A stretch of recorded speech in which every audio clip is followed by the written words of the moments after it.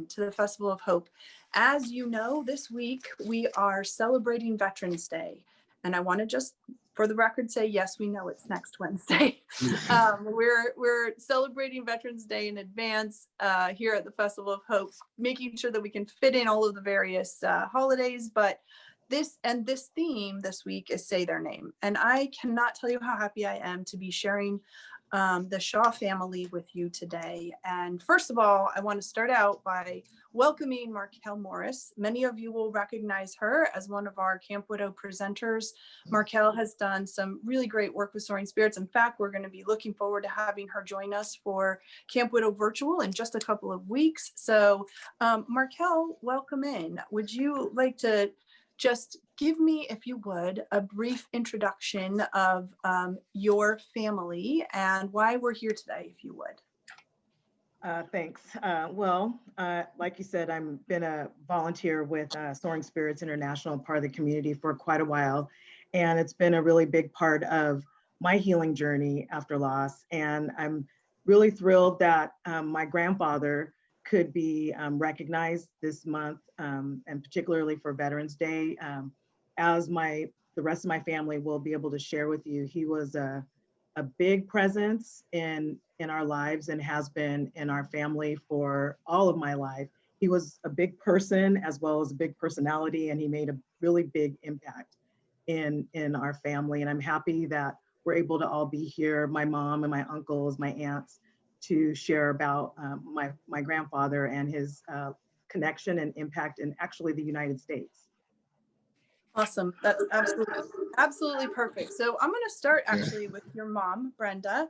So Brenda, can I ask you, first of all, what was the honor that your dad, and I know that you were facilitated a part of making this happen. So tell me a little bit, would you please, about the honor that your family just received. And I noticed that it was within just a couple of weeks of the anniversary of his death as well. So it felt kind of like a full circle. Yeah. Well, my father received on October 10th, posthumously, the Congressional Gold Medal that was awarded to the Marines that were at Montfort Point Marine. And just a little background on Montfort Point Marine. When he first entered Montfort Point Marine in North Carolina, it was a segregated facility. You know, they didn't even have their own barracks. They had to build their own barracks by the old river. And anytime a big storm came through, they got washed off and had to rebuild again. So that is what he had to do. It was segregated. The Black Marines could not be in charge of any white Marines. So all of the drill instructors at that particular time in Montfort Point, North Carolina, were Black Marines. What had happened is that my father came into Montfort Point in 1943, and he was promoted at that particular time to being a drill instructor over the Black Marines.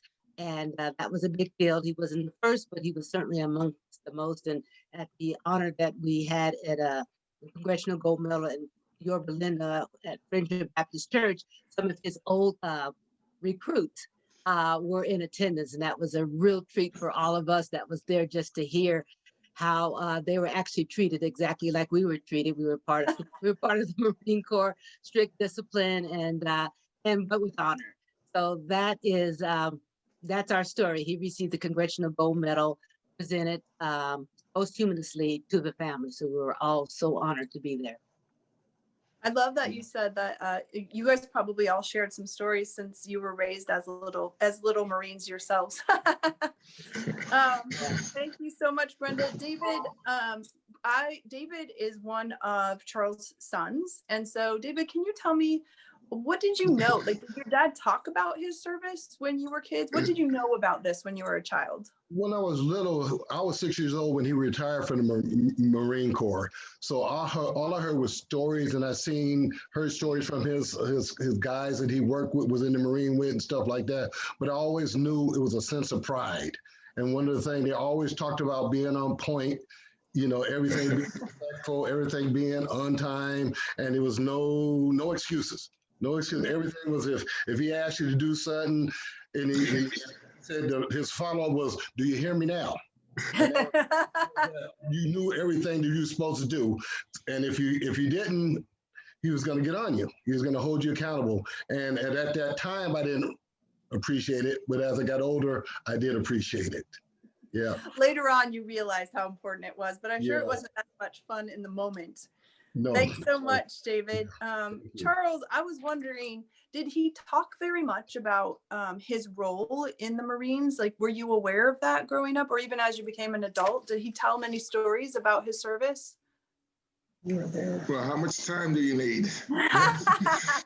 No, Well, we only no, have 30 minutes, friend. Okay, now I was, me and my brother Wilbert, we were there when my dad first got over there. I think it was about 3 years after he was in the Marine Corps.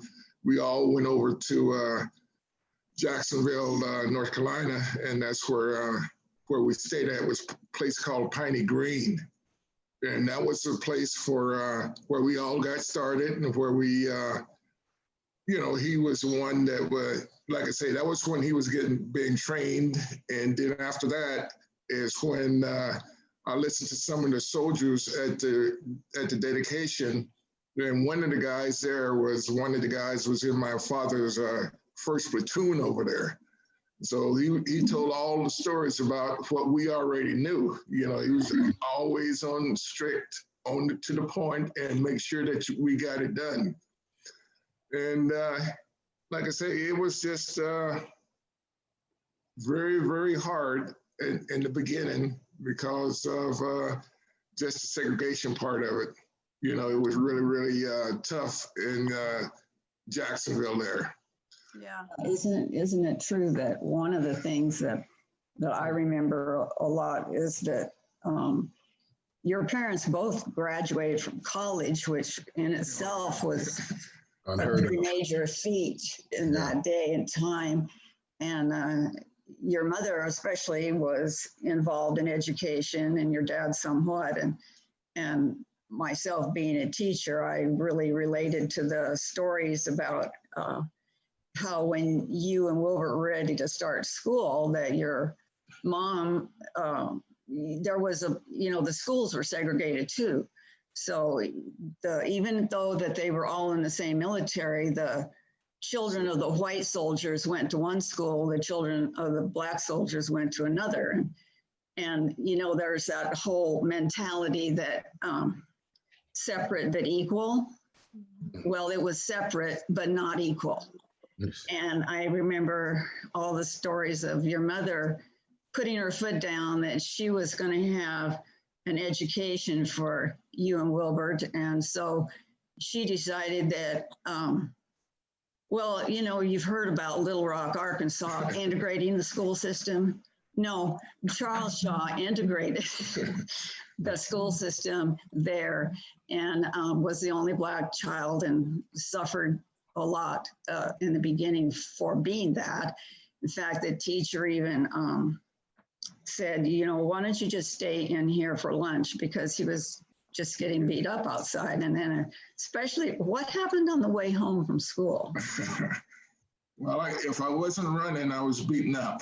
And it ended up where my dad had to get permission for the guys the MPs on the base to escort me to school and back from school. That's the military police.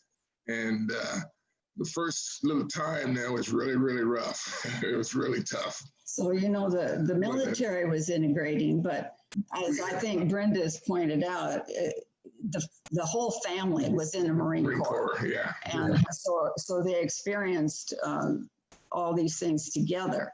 It wasn't just the men that were serving, but it was their families as well. Yeah. And any one of you who experienced that, Charles particularly, do you recall, was that a conversation your family had? Was that something that you were all, because obviously you were all actively involved in it in your way, you at school and him and your mom in her work and your dad in his work.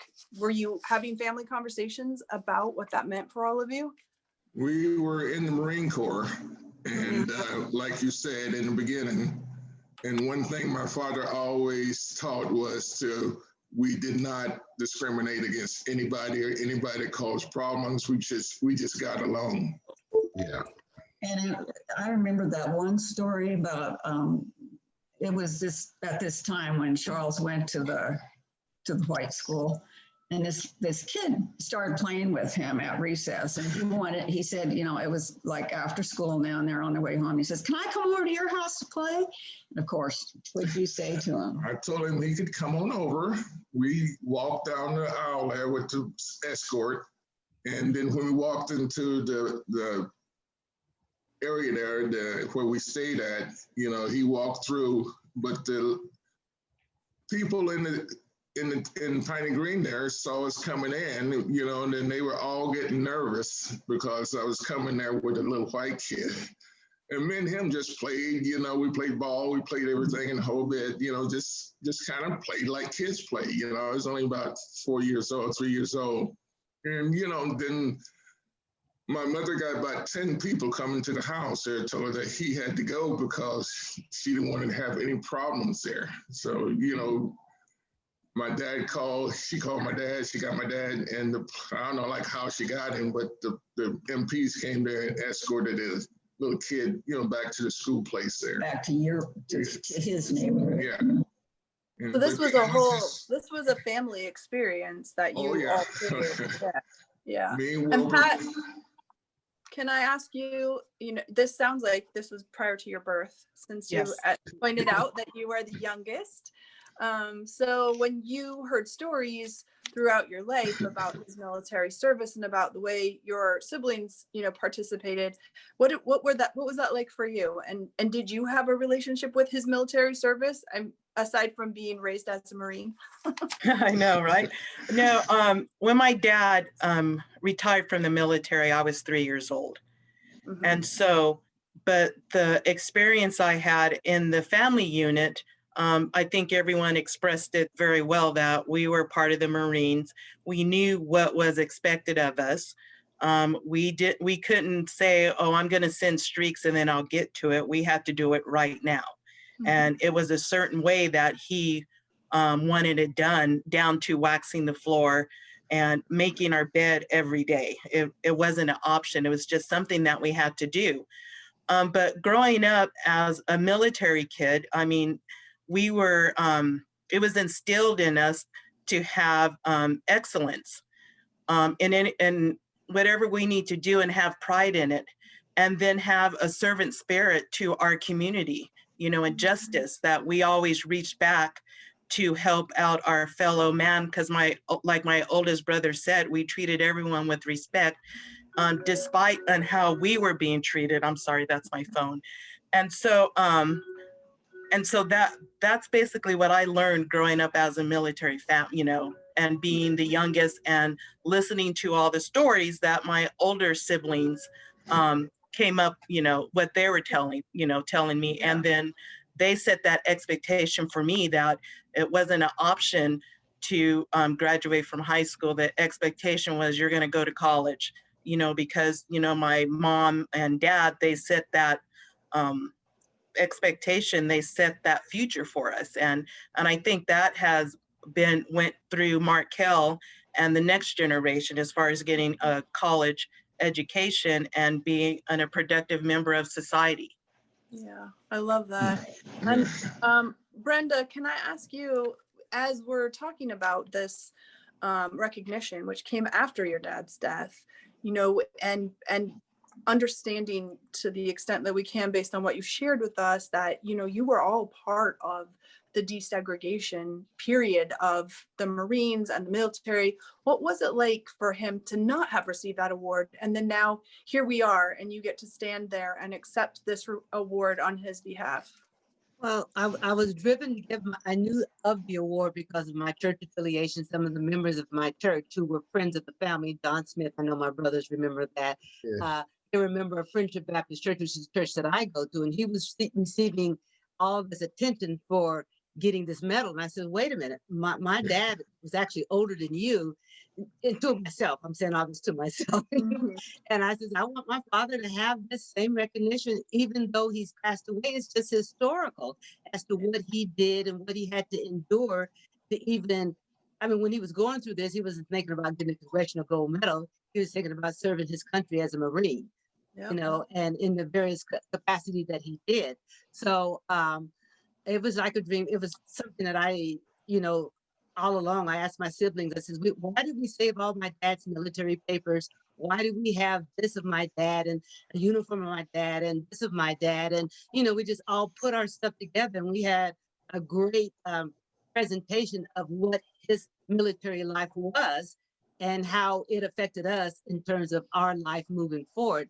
My brother, Charles, when he was going to kindergarten, he faces segregation in a non-segregated area. But my life is that when I finally went to second grade here in Santa Ana, I was the first Black to attend Santa Ana. My older brother Charles and my older brother Wilbert, they went to other schools, but I was directed to go to Santa Monte Vista Elementary School, not knowing what even a Black person was, to be honest with you. And so when I used to go into the school, on the side of the yard, the kids used to sing the song to me, nigger, nigger, nigger. Well, it didn't affect me because I didn't know what a nigger was. So I go home and I'm singing the song. And my dad says, what are you saying? And I says, well, this is a song the kids sing to me every day when I go to school. Well, all of that ended really quick once he got wind of it, but it didn't affect me because I was and athletic and all the, I fit in because, kids don't know really the difference of who you are, maybe just the color of your skin, but it's not a negative thing to most kids that are 6 and 7 years old. So, I got along with my friends just fine, but that Did was you feel like that segregation played a part in them not being recognized at the time when they would have been recognized if they had been white soldiers? And then how did you feel about the opportunity for them to have this recognition now that they deserved? And I mean they from the point of view of his whole Marine unit, but also him specifically, of course. Yes. Well, I think when he was joining, when he wanted to go to Montfort Point to be a Marine, that was just, that's when they first allowed Black Marines to even join the Marines. So they were all just sent to Jacksonville, North Carolina. And at the time, they just wanted to be Marines. No one was there trying to get an honor or anything afterwards. They wanted to be full Marines, not just relegated to the artillery, not just regulated to a combat, none of that situation. When I dug more into Montfort Point and exactly what they went through, then I realized, oh my God, look at what they had to go through. Look at what they had to go through. So him getting honored even posthumously was a big deal to my family. I'm just going to say that. Yeah, I love that. David, I'm curious from your point of view, when you look back over the legacy for your dad, which includes, showing up when people were not recognizing your value and continuing to do that. It sounds to me like that was without bitterness based on what I'm hearing from all of you. But tell me about that from your experience. He was fighting that. Well, he had a sense of pride. He had confidence who he was. He was a big, strong man, and he wasn't going to back down. If they didn't accept it, he was going to go on. He was going to go on, and he was going to be himself. He was going to lead. He led our family and stuff like that. Just if it was no word can't, he could do it. He was going to work around and figure out how to do it and get it done. And the discrimination, that was part of it. You just had to persevere and go around until they are. He's normal. He deserves this. I mean, a lot of times, my mom and my grandmother, they say you can't be just as good. You gotta be twice as good. And now, Oh yeah, do it twice as good to prove that you are. And at times you looked at it as a kid, dang, why, But as you got older, okay, and as you got older, it paid dividends.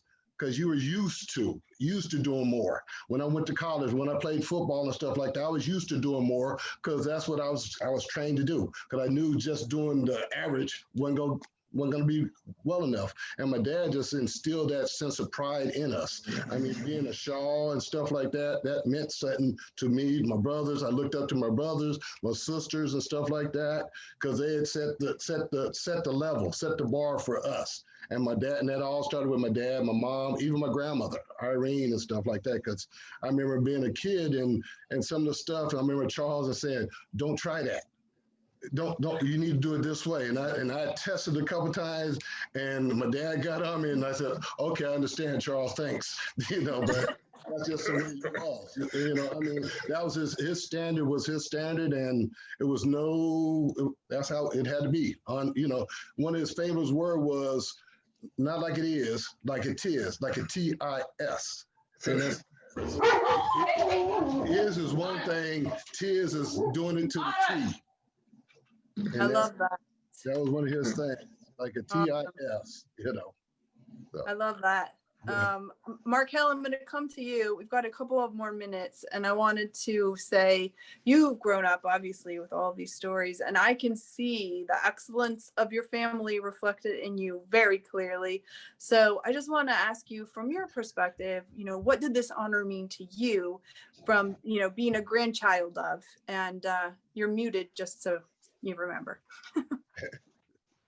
Well, it was a big deal. A few years ago, my mom took us on a legacy trip, to North Carolina, and I went with my two sisters, and we're like, oh my gosh, really, and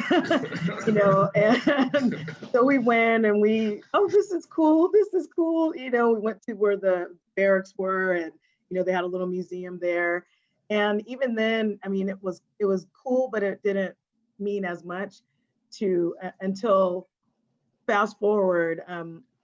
My mom likes to take us on these legacy trips. So last summer, we actually went to the Smithsonian, and we went to the African American Heritage Museum, and that was a really big deal. We have another grandfather who's in there as well, so that's a whole nother story.